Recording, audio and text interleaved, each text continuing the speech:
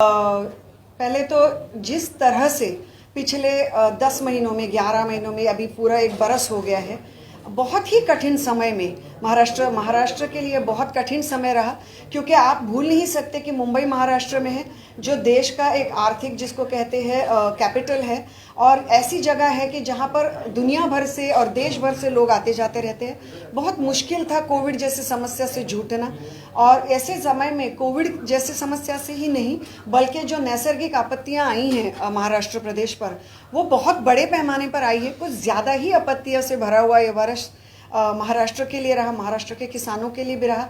एक बहुत ही ज़बरदस्त कामगिरी मुझे लगता है महाआघाड़ी सरकार ने की है, और उसमें बहुत बड़ा हाथ उद्धव जी का रहा है।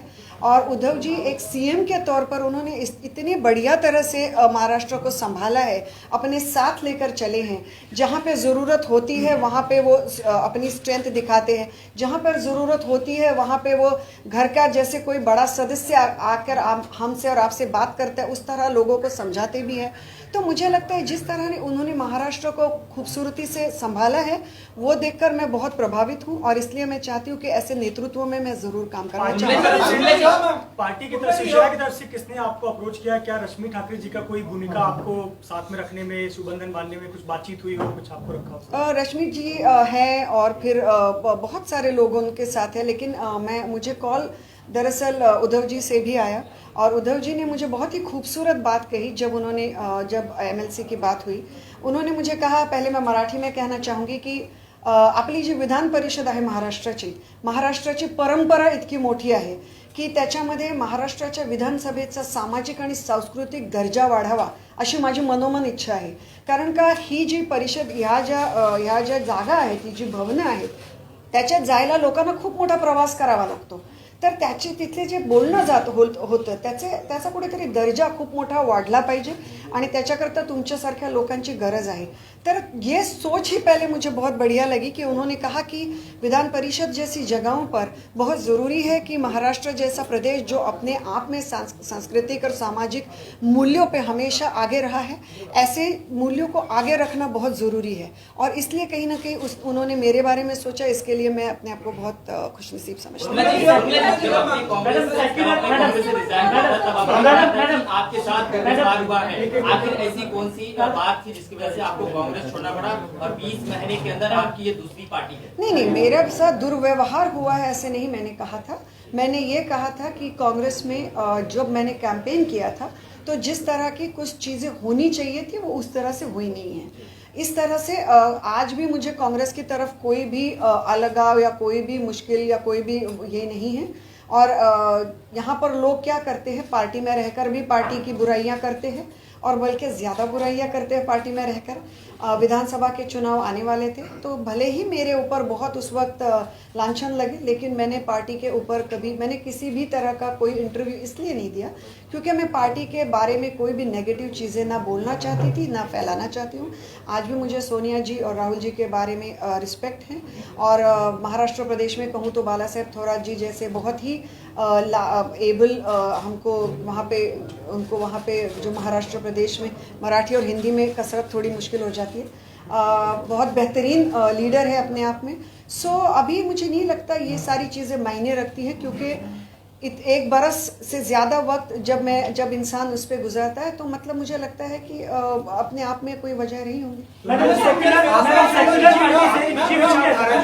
आपकी विचारधारा एक समाजवादी या एक सेकुलर सोच रही है, पिछले चुनाव में आपके भाषण में हमने सुना, लेकिन बात जब शिवसेना की आती तो एक हिंदुत्ववादी पार्टी की एक छवि है शिवसेना की। आप इस पार्टी में कैसे एडजस्ट करेंगे? मुझे ऐसे लगता है कि आप छवि जो भी हो और आप बातें जो भी करें, अंत में बेहतरी इसी में होती है जिसमें लोगों का भला होता है। तो मैं आप लोगों से पूछना चाहती हूँ कि जो एक बरस का आपने शासन देखा है महाराष्ट्र में, क्या आपको ऐसे नहीं लगता कि इस शासन में किसी भी तरह के लोगों को स्पेशल ट्रीटमेंट या किसी भी तरह के लोगों को कम ट्रीटमेंट, इस तरह का कोई दुर्व्यवहार महाराष्ट्र में हुआ है, और ना ही वो आगे चलकर होगा? इसकी मुझे पूरी मुझे उसमें उम्मीद है, नहीं मुझे क्या कहते हैं उसको, आई am sure about it. And मुझे लगता है आज के वक्त में वो ज़्यादा महत्वपूर्ण है। और मेरा जो हमेशा सोचना था वो लोगों के प्रति था।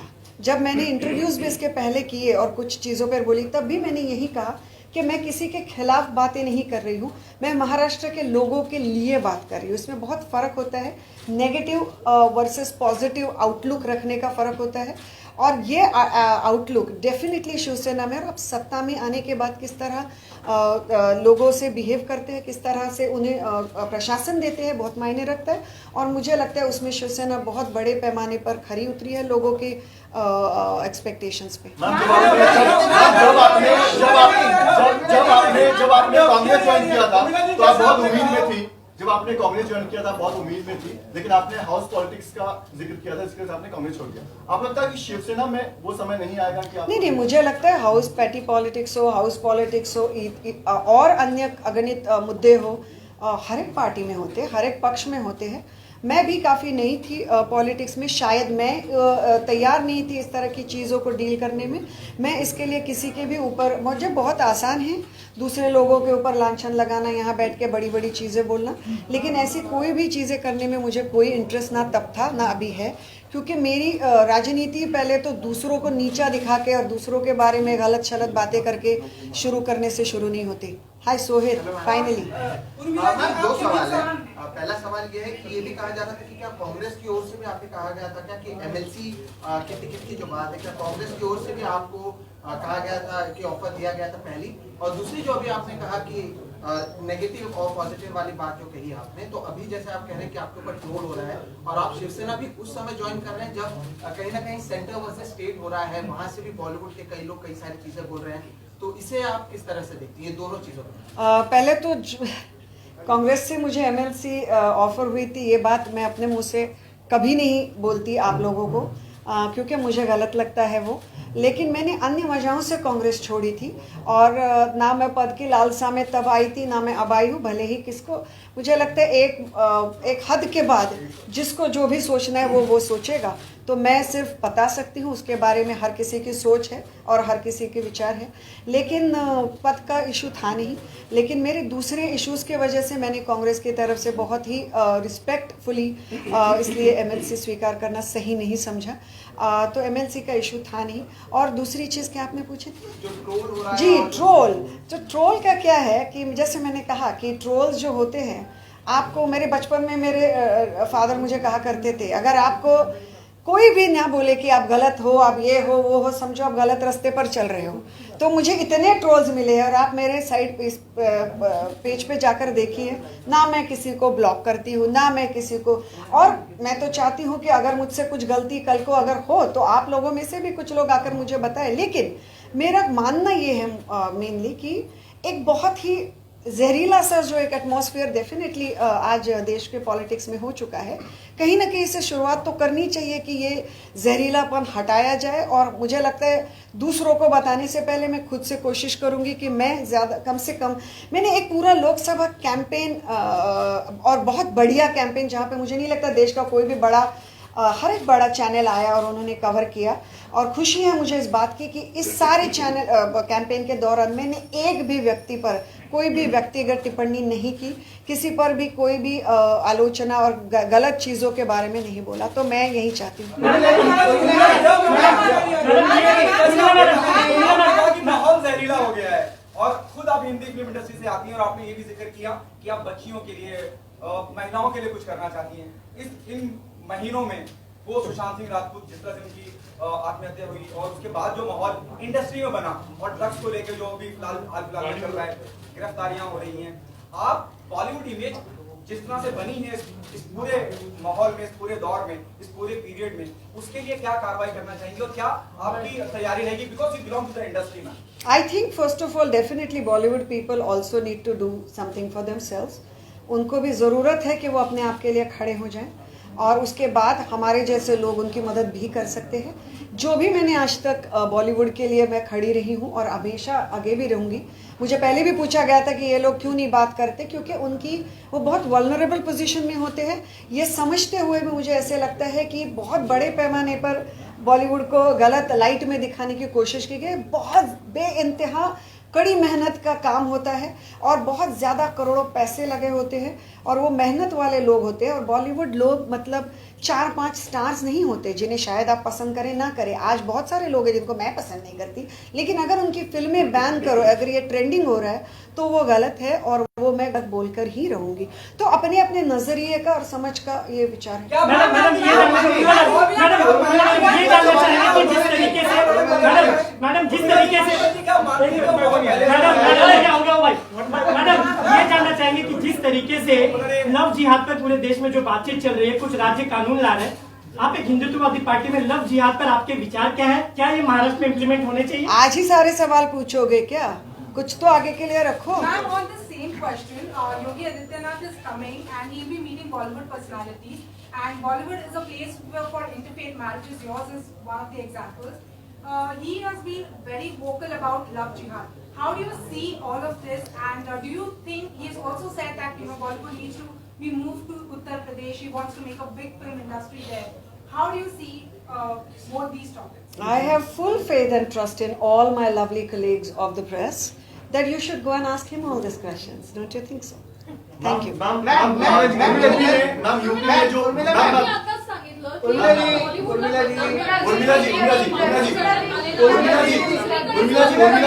यूपी में एक लास्ट देती हूँ। कसं आहे की बॉलिवूडला बदनाम करण्यासाठीचं सध्या जे आहे कारस्थान या ठिकाणी करण्यात आलं असं तुमचं म्हणणं आहे। दुसरीकडे योगी आदित्यनाथ बॉलिवूड नॉर्थ साईडला हरवण्यासंदर्भात बोलतात। एकूणच काय म्हणणं आहे? कारण ज्या बॉलिवूडला बदनाम जे करण्यात आलेलं आहे आणि नाही, मी तेच म्हणते की मला असं वाटतं हे सर्व प्रश्न लोकशाहीचा चौथा स्तंभ आणि जनरली माझ्या मते सगळा समाज आणि सगळा देश चालवणारा जो आपला मीडिया आहे त्यांनी रिस्पेक्टेड CMना विचारायला पाहिजे ते प्रश्न आणि त्यांनी खरं तर त्यांच्या चॅनलवरती हे प्रश्न उपस्थित केले पाहिजेत आणि लोकांना विचारलं पाहिजे। आणि मला पूर्ण विश्वास आहे महाराष्ट्राच्या जनतेमध्ये की ते सगळं बघतायत, कारण महाराष्ट्राची जनता ही अक्कल गहाण ठेवून ठेवणाऱ्या लोकातली नाही आहे। त्यांना माहिती आहे काय असतं पॉलिटिक्स आणि त्यामुळे मला असं वाटतं तेच सगळे उत्तरं देतील आणि त्याच्या व्यतिरिक्त काम मला वाटतं तुमच्या खांद्यांवरती आहे की त्यांना हे प्रश्न जरूर विचारा। दो सवाल है। पहला सवाल ये है, मैं आपको पहले क्लियर करूं, मैं कंगना रनौत का फैन नहीं हूं। जिस तरह से कंगना रनौत ने पूरा ट्रोल किया, शिवसेना को काफी कुछ कहा, सोशल मीडिया पे कुछ कहा, आप उनके बारे में क्या कहना चाहेंगे? फिर मैं दूसरा सवाल पूछूंगा। पहले मैं उनके बारे में कुछ नहीं कहना चाहती। आगे किसानों के आंदोलन के कि जब मैम आप कैंपेन कर रही थी तो बीजेपी शिवसेना एक साथ थी, लोगों ने उन्हें एक पार्टी मांगकर वोट दिया। अभी सिनेरियो पूरा चेंज है, अभी 3 पार्टियां हैं। तो बीजेपी के साथ शिवसेना अच्छी थी कि अभी के साथ जो शिवसेना काम कर रही है वो अच्छी है? आप किसके साथ रहना चाहेंगे? देखिए, मैं मुंबई की, मैंने जैसे कैंपेन में भी रखा था मुंबईची मुलगी, मैं बम्बई में पली बड़ी हूँ, तो मेरे लिए तो हमेशा ही शिवसेना अच्छी थी क्योंकि बाला साहेब ठाकरे जी का जो हर एक मराठी मानुस के मन में स्थान है उसे आप हिला नहीं सकते। आज भी जब मैंने शिवसेना में प्रवेश किया तो मेरे अंदर से बात निकली और मैंने जाके उनके फोटो के सामने नमन किया। इसकी वजह यह है कि एक ऐसा व्यक्तित्व जो वहाँ बैठकर पूरा महाराष्ट्र, जब वो चले गए तब महाराष्ट्र में 2-3 दिन पर एक तरह की बहुत उदासी, बहुत कम लोग ज़िंदगी में ये स्थान पा सकते हैं। लेकिन मुझे ऐसे लगता है कि इन सारी चीज़ों से बात ना करते हुए मैं ये बात ज़रूर करना चाहूँगी कि जिस तरह का शासन 1 बरस में शिवसेना ने किया है वो बेहतरीन है और मुझे लगता है इसी तरह उनका आगे बढ़ने का और महाराष्ट्र को आगे लेकर जाने का जो प्रयास है उनमें मैं उनमें साथ देना चाहती हूँ। पहले आप एक सेक्युलर पार्टी से थी, अब आप एक कट्टर हिंदुत्व पार्टी से हैं। आपकी विचारधारा क्या है? आप सेक्युलर हैं या कट्टर हिंदुत्व? देखिए सेक्युलर कट्टर हिंदुत्व एक जगह के बाद सिर्फ वर्ड्स बन के रह जाते हैं, क्योंकि सेक्युलर होने का मतलब ये नहीं होता कि अपने ही धर्म से नफरत करना या दूसरों के धर्म से नफरत करना ना। हिंदुत्व का मतलब ये होता है कि सिर्फ अपने ही धर्म को आगे लेके, हिंदू धर्म में ही ये कहा गया है कि जो सबसे ज़्यादा सहिष्णु और सर्वसमावेशक जिसे कहते हैं, ऐसा धर्म मेरा धर्म है, हिंदू धर्म है। ये सही है, ये सच्चाई है। अगर मैं आज कहती हूँ वसुधैव कुटुंबकम, तो ये कल्पना मैंने क्रिएट की हुई नहीं है। ये जब से हिंदू धर्म है, जब से यहाँ ये जो भारत देश है इसमें सिर्फ धर्म नहीं, इसमें बहुत बड़ा आध्यात्मिक एक हमारा बैकग्राउंड रह चुका है, तो हम वहाँ सबसे आए हुए हैं। सो ये सारी चीज़ें हमेशा से थी और है, और ये सारी चीज़ें मैंने मेरे लोकसभा के चुनाव के दौरान भी कही थी, लेकिन उस वक्त भी बड़े ही होशियारी से मेरे ही शब्दों को मोड़ तोड़ कर गलत तरीके से पेश किया गया, तो वो भी एक उनका दाव था, आज भी एक उनका दाव होगा। लेकिन मैं ये ज़रूर कहना चाहूँगी, when it comes to serving people and helping them, there is, उस वक्त भी मुझे पूछा जाता था कि आप मुंबई के हो तो पहले मुंबई कर, या पहले ये नहीं होता। लोग होते हैं और वो पहले सबसे पहले भारतीय होते हैं, और भारतीय लोगों को और महाराष्ट्र में महाराष्ट्र के रहने वाले महाराष्ट्र के लोगों को मदद करना महाराष्ट्र शासन का पहला धर्म है।